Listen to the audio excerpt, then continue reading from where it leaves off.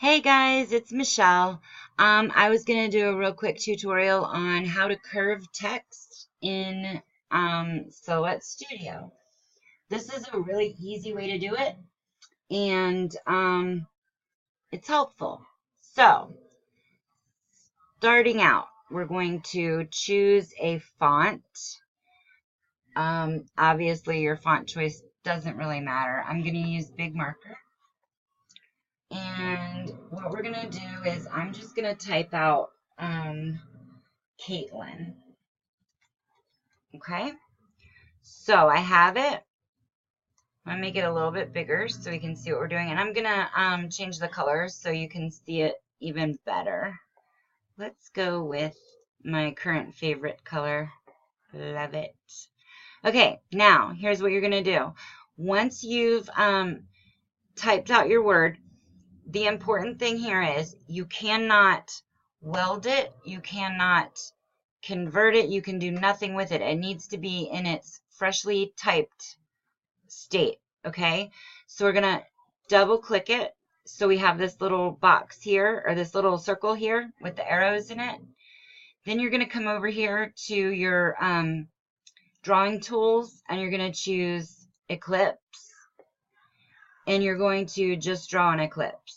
Okay, now the size of the ellipse depends on the size of your curve.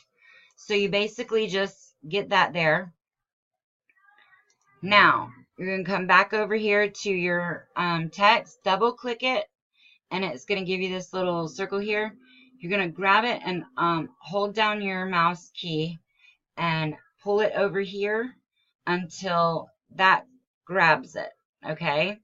You see that? I'm moving it where I want it. If you wanted it on the inside, you would snap it to the inside and then it would go in there. See that? But I'm going to go on the outside in an arc. Okay?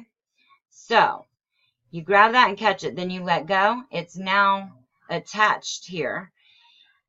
You can use this little slider bar to bring it in, pull it out, whatever you want. This next part, you're going to right click and choose convert to path. Okay? Now, what that's done is it's turned the circle back to red, and you can move the circle away, right click, and just go ahead and delete it. Now you've got your curve. The only thing is in order, like as you can see, mine is a little heavy on this curve side. I really should have drug it back over this way a little bit to center it up, but I'm just gonna turn it this way, so now it's, you know, better.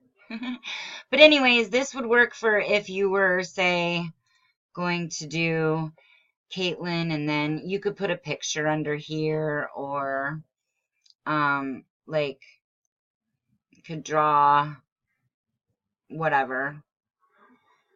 Where's my heart? There we go. Like I could draw a heart underneath of there, and then it wraps around and it looks all pretty and whatever. So I hope that was helpful. I hope it was easy to understand. If you guys have any questions, feel free to ask them away. All right, you guys have a great day.